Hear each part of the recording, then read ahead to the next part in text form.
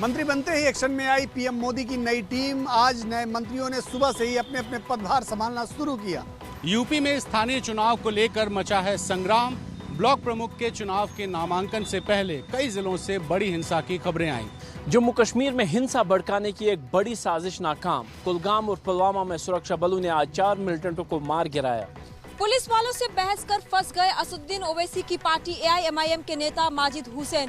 कैरिबियाई देश हैती में हमलावरों ने घर में घुसकर देश के राष्ट्रपति की गोली मार करके हत्या कर दी। मोदी की नई कैबिनेट से लेकर महंगाई के झटके तक हर खबर आपको सीधे फील्ड से दिखाएंगे। लेकिन शुरुआत करते हैं आज की बड़ी खबर से। कल इस्तीफा देने वाले मंत्रियों के बारे में एबीपी न्यूज के पास एक्सक्लूसिव जानकारी है। जेपी नड्डा के फोन के बाद 12 मंत्रियों ने अपने इस्तीफे सौंप दिए थे। 7 जुलाई की सुबह करीब 7 बजे का वक्त था जब बीजेपी अध्यक्ष जेपी नड्डा ने इस्तीफा लेने के लिए मंत्रियों को फोन करने शुरू किए। सबसे पहला फोन हरियाणा के रतनलाल कटारिया को किया गया और इस्तीफा भेजने को कहा गया। करीब घंटे भर तक जेपी नड्डा फोन पर लगे रहे। कानून मंत्री रविशंकर प्रसाद ने नड्डा से बातचीत के कुछ देर बाद ही इस्तीफा भेज दिया। प्रकाश जावड़ेकर ने भी फोन आने के बाद इस्तीफा भेजने में देरी नहीं की। शिक्षा मंत्री रमेश पोखरियाल निशंक ने बाकायदा 3 पेज का इस्तीफा टाइप करवाया। अपने काम का बखान करते हुए स्वास्थ्य कारणों का हवाला दिया और इस्तीफा भेज दिया। हमें जो जानकारी मिली है उसके मुताबिक कुछ मंत्रियों को कमजोर प्रदर्शन, कुछ मंत्रियों को आरएसएस से मिली शिकायतों के आधार पर और कुछ मंत्रियों को संगठन में अहम जिम्मेदारी देने की वजह से इस्तीफा देने के लिए कहा गया है। अगले कुछ दिनों में ये साफ हो जाएगा कि इन हटाए गए मंत्रियों को क्या जिम्मेदारी दी जाएगी। नई टीम के साथ मोदी कैबिनेट की बैठक में हेल्थ सेक्टर के लिए हुआ बड़ा फैसला। कोरोना से लड़ाई के लिए नए इमरजेंसी पैकेज का ऐलान। कोरोना की तीसरी लहर की आशंका के बीच सरकार ने हेल्थ सेक्टर को 23,000 करोड़ से ज्यादा का पैकेज मंजूर किया है। केंद्रीय कैबिनेट में यह फैसला हुआ, जिसकी जानकारी देने के लिए मोदी सरकार के 3 मंत्री मीडिया के सामने आए। 23,000 करोड़ रुपीस का एक पैकेज है। देश में 736 डिस्ट्रिक्ट में पीडियाट्रिक केयर यूनिट बनाने के लिए भी उसमें प्रावधान रखा गया है। हर स्टेट में पीएससी और सीएससी लेवल पर हम बेड निर्माण कर सके, उसके लिए 2,44,000 बेड बनाने की व्यवस्था और उसका प्रावधान इस पैकेज में किया गया है। स्वास्थ्य मंत्री ने बताया कि कोरोना काल के दौरान अप्रैल 2020 में हेल्थ सेक्टर के लिए पहले पैकेज का ऐलान किया गया था, जो 15,000 करोड़ रुपए का था।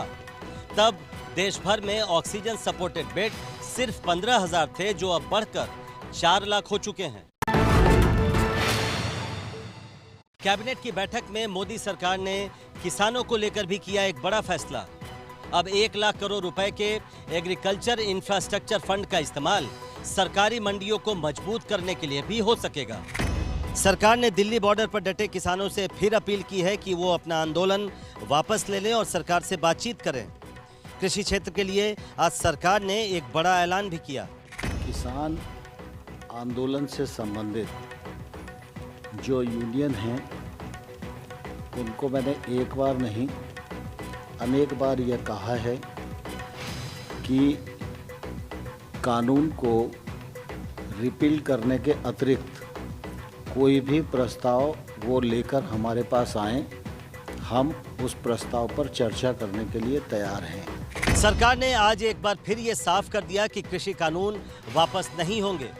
कृषि मंत्री ने कहा कि कानून वापस लेने के अलावा किसान संगठनों की जो भी मांग होगी उस पर विचार किया जाएगा। मंत्री बनते ही एक्शन में आई पीएम मोदी की नई टीम। आज नए मंत्रियों ने सुबह से ही अपने अपने पदभार संभालना शुरू किया। महाराष्ट्र के पूर्व सीएम नारायण राणे ने एमएसएमई मंत्री के तौर पर अपना काम संभाला। किरेन रिजिजू को बेहतर काम के इनाम के तौर पर स्वतंत्र प्रभार से प्रमोट करके कानून मंत्री बनाया गया। जेडीयू कोटे से आरसीपी सिंह को इस्पात मंत्रालय का जिम्मा सौंपा गया है, जबकि अनुराग ठाकुर को प्रमोशन मिला है। अनुराग ठाकुर ने सूचना प्रसारण मंत्री के तौर पर जिम्मेदारी संभाली है। वहीं अश्विनी वैष्णव ने रेल मंत्रालय का काम संभाला। जी किशन रेड्डी राज्य मंत्री से कैबिनेट मंत्री बनाए गए हैं। उन्हें पर्यटन और संस्कृति मंत्री बनाया गया है। स्वास्थ्य मंत्री हर्षवर्धन को हटाकर स्वास्थ्य मंत्रालय की जिम्मेदारी मनसुख मांडविया को दी गई है। महाराष्ट्र के डिंडोरी से सांसद डॉक्टर भारती पवार को स्वास्थ्य राज्य मंत्री बनाया गया है। मोदी की इस नई टीम में अपने अपने मंत्रालयों के काम में तेजी और छवि चमकाने की जिम्मेदारी तो है ही साथ 2024 के लोकसभा चुनाव में एनडीए का डंका बजाना भी मिशन है। जेडीयू को मोदी सरकार में एक मंत्री पद ही तो मिला है, लेकिन इसी मंत्री पद को लेकर रस्साकसी शुरू हो गई है। बताया जा रहा है कि जेडीयू सांसद ललन सिंह मोदी मंत्रिमंडल में पत्ता कट जाने से नाराज है। जेडीयू के खेमे से मोदी सरकार में आरसीपी सिंह को इस्पात मंत्री का दर्जा मिला है। आरसीपी सिंह ने आज मंत्री पद का कार्यभार भी संभाल लिया, लेकिन सीएम नीतीश कुमार की तरफ से अब तक बधाई नहीं मिली है। आरजेडी जेडीयू पर निशाना साध रही है और दावा कर रही है कि बीजेपी ने जेडीयू का खेला कर दिया है। नीतीश कुमार जी की दुविधा समझी जा सकती है कि ना वो खुशी प्रकट कर पा रहे हैं, ना दुख जता पा रहे हैं, क्योंकि बाकी सांसद नाराज हैं। हालांकि जेडीयू नाराजगी की खबरों को झूठा बता रही है। क्या जेडीयू एक पद से संतुष्ट है? नॉर्म से ही कहता है, पार्टी का अनुशासन भी यही कहता है, किसी के लिए भी किसी दल पर यह लागू होता है कि पार्टी का जब डिसीजन हो जाए तो एक व्यक्ति का डिसीजन नहीं, सबका डिसीजन है। पटना में आरसीपी सिंह के समर्थकों ने जगह जगह पोस्टर लगा दिए हैं, लेकिन नीतीश कुमार की चुप्पी ने कयासों के बाजार को गर्म कर दिया है। आखिर चुप्पी के पीछे राज क्या है? धार्मिक नगरी चित्रकूट में कल से आरएसएस का चिंतन शिविर। 5 दिनों की ये बैठक यूपी विधानसभा चुनाव के लिहाज से भी अहम मानी जा रही है। आरएसएस की ये अखिल भारतीय प्रांत प्रचारक बैठक यूं तो हर साल होती है, लेकिन यूपी में अगले साल चुनाव होने हैं। ऐसे में आरएसएस की 5 दिन की इस बैठक पर सभी की निगाहें हैं। इस बैठक के लिए आरएसएस प्रमुख मोहन भागवत और सरसह कार्यवाह दत्तात्रेय हंस बोले 2 दिन से चित्रकूट में हैं। यूपी में अगले साल 2022 में विधानसभा चुनाव है, लिहाजा इस बैठक के जरिए आरएसएस चुनाव को लेकर यूपी की नब्ज टटोल सकता है। कोरोना महामारी का असर इस बैठक पर भी दिख रहा है। इसमें आरएसएस के कई कार्यकर्ता ऑनलाइन भी जुड़ेंगे। डीएम ने बदसलूकी की तो डॉक्टरों ने सामूहिक रूप से इस्तीफा दे दिया। ये घटना यूपी के गोंडा की है। गोंडा जिले के 20 डॉक्टरों ने इस्तीफा दे दिया। इनमें जिले के अपर मुख्य चिकित्सा अधिकारी डॉक्टर अजय प्रताप सिंह भी शामिल हैं। आरोप है कि 6 जुलाई को कोरोना को लेकर हुई बैठक में जिले के डीएम मार्कंडे शाही ने एसीएमओ के लिए अभद्र भाषा का प्रयोग किया। इसी बात से आहत होकर कुल 20 डॉक्टरों ने इस्तीफा दे दिया। इनमें 16 डॉक्टर तो जिले के सामुदायिक स्वास्थ्य चिकित्सा अधीक्षक हैं। डॉक्टरों के सामूहिक इस्तीफे से गोंडा जिला प्रशासन में हड़कंप मचा हुआ है। स्टेडियम में बगैर दर्शकों के होगा टोक्यो ओलंपिक। जापान के प्रधानमंत्री ने टोक्यो ओलंपिक के दौरान स्टेट इमरजेंसी लगाए जाने की घोषणा की। टोक्यो में ओलंपिक तो होगा, लेकिन खिलाड़ियों का जौहर देखने के लिए स्टेडियम में दर्शक नहीं होंगे। आयोजन कमेटी ने बड़ा फैसला किया है। आज ही जापान में स्टेट इमरजेंसी की घोषणा हो गई है। वो इसलिए क्योंकि ओलंपिक से पहले टोक्यो में कोरोना के बढ़ते मामलों ने जापान को चिंता में डाल दिया है। गुरुवार को टोक्यो में कोरोना के 896 नए मामले सामने आए। इसको देखते हुए जापान के प्रधानमंत्री योशिहिदे सुगा ने टोक्यो ओलंपिक के दौरान स्टेट इमरजेंसी की घोषणा की है। ये आपातकाल सोमवार 12 जुलाई से लेकर 22 अगस्त तक जारी रहेगा। यानी पूरे ओलंपिक के दौरान इमरजेंसी के नियम कायदे लागू रहेंगे और कई तरह की पाबंदियां रहेंगी। टोक्यो ओलंपिक में इस बार 11,000 ओलंपियंस और हजारों की तादाद में अधिकारी और दूसरे लोग शामिल हो रहे हैं। अभिनेता सलमान खान और उनके फाउंडेशन बीइंग ह्यूमन के खिलाफ पुलिस में पहुंची शिकायत। चंडीगढ़ पुलिस ने 13 जुलाई को हाजिर होने को कहा। पुलिस में ये शिकायत दर्ज कराई है चंडीगढ़ के एक व्यापारी ने। उनका आरोप है कि अभिनेता सलमान खान, उनकी बहन अलवीरा खान अग्निहोत्री और बीइंग ह्यूमन फाउंडेशन के अधिकारियों की वजह से उन्हें करोड़ों रुपए का नुकसान हुआ। 2018 में उन्होंने बीइंग ह्यूमन ज्वेलरी की पहली फ्रेंचाइज चंडीगढ़ के मनीमाजरा इलाके में खोली थी, लेकिन तब जो वादे किए गए थे वो पूरे नहीं किए, जिसकी वजह से उनको भारी नुकसान हुआ। चंडीगढ़ के व्यापारी का आरोप है कि उन्होंने शोरूम पर 2 करोड़ रुपए लगाए, लेकिन उन्हें नुकसान हो गया। दिल्ली एनसीआर को लगा महंगाई का झटका। सीएनजी और पीएनजी के दाम बढ़े। बढ़ी हुई दरें आज से लागू हो गई हैं। पेट्रोल, डीजल और घरेलू गैस की महंगाई के बीच की महंगाई का डबल डोज है। इंद्रप्रस्थ गैस लिमिटेड के मुताबिक सीएनजी की कीमतों में 90 पैसे प्रति किलो की बढ़ोतरी की गई है। अब दिल्ली में सीएनजी 43 रुपए 40 पैसे प्रति किलो के बजाय 44 रुपए 30 पैसे प्रति किलो मिल रही है। नोएडा, ग्रेटर नोएडा और गाजियाबाद में अब 49 रुपए 8 पैसे से बढ़कर 49 रुपए 98 पैसे प्रति किलो हो गई है। यही नहीं, घरों में पाइप से सप्लाई होने वाली पीएनजी गैस की कीमत में भी इजाफा हुआ है। दिल्ली में पीएनजी के दाम 28 रुपए 41 स्टैंडर्ड क्यूबिक मीटर से बढ़ाकर 29 रुपए 66 पैसे कर दिए गए हैं। दिल्ली की तरह नोएडा, ग्रेटर नोएडा और गाजियाबाद में भी पीएनजी के दाम में बढ़ोतरी हुई है।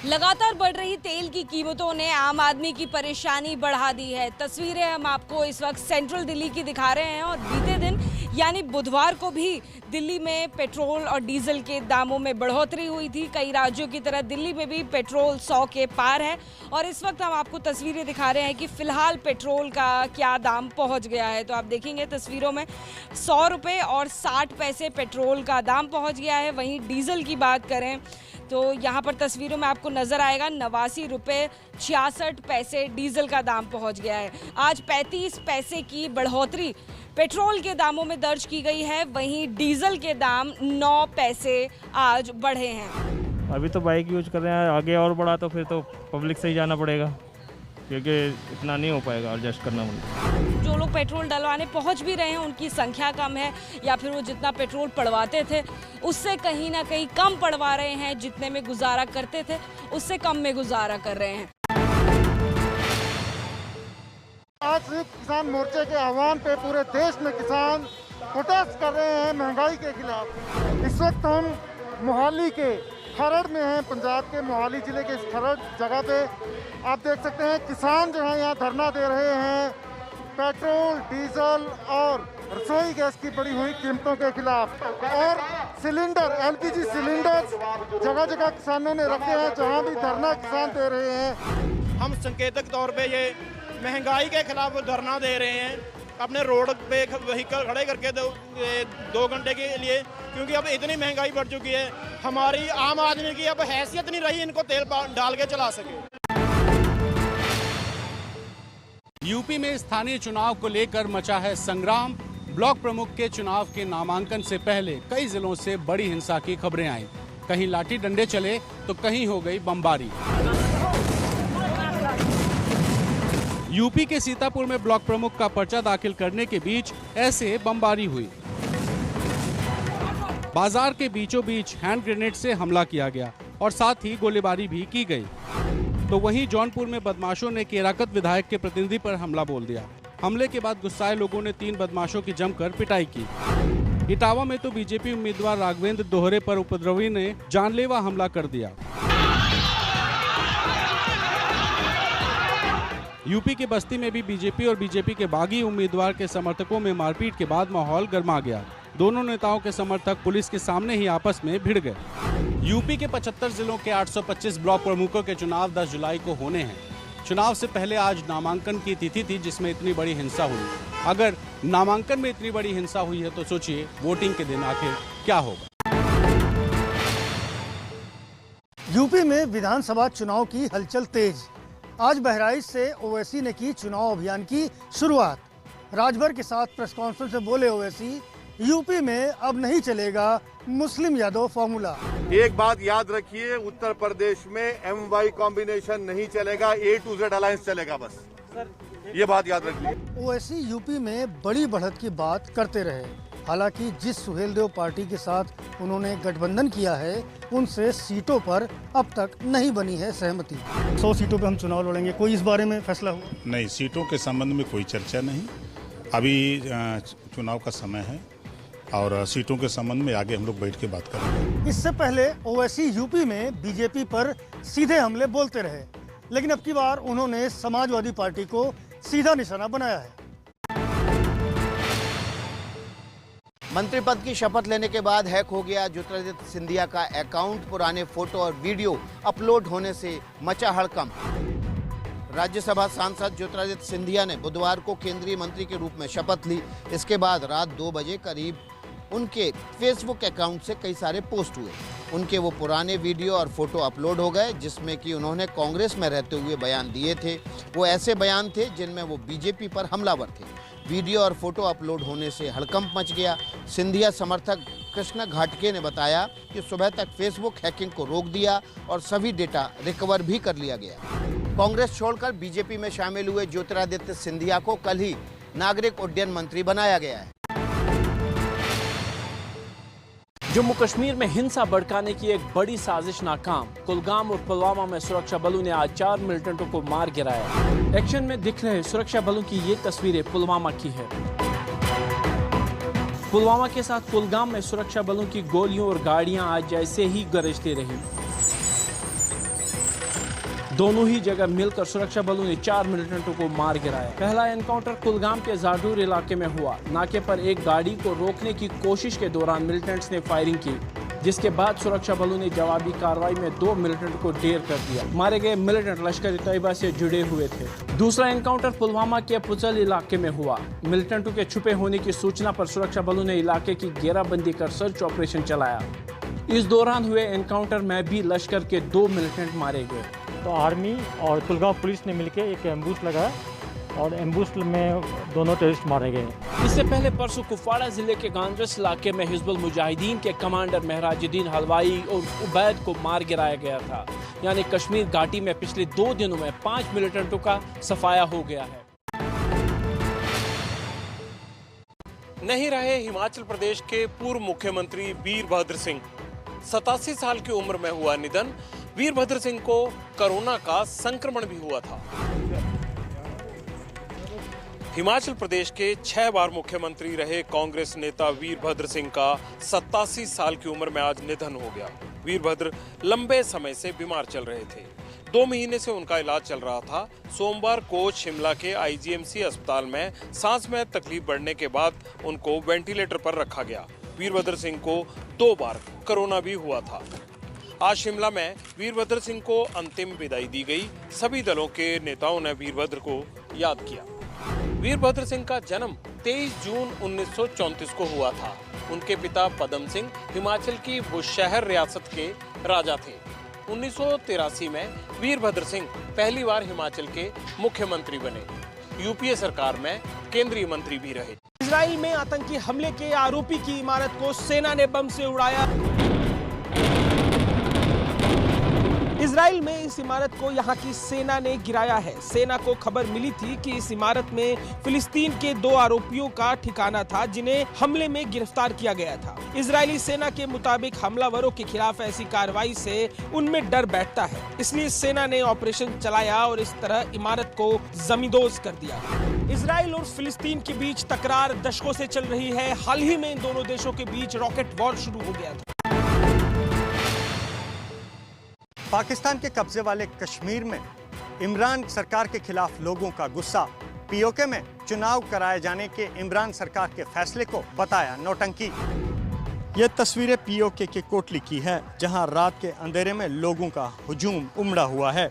लोग इमरान सरकार के खिलाफ जमकर नारेबाजी कर रहे हैं।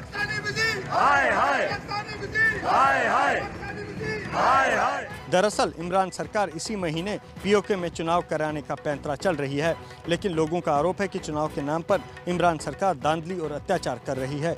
युवाओं में पाकिस्तान के खिलाफ गुस्सा है, उसे दबाने की कोशिश है। ये कोई पहला मौका नहीं है जब पीओके में इमरान सरकार के खिलाफ बिगुल बजा हो।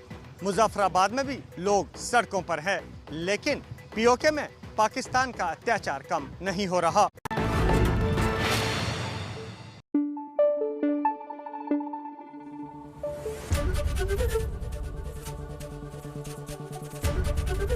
एबीपी न्यूज आपको रखे आगे।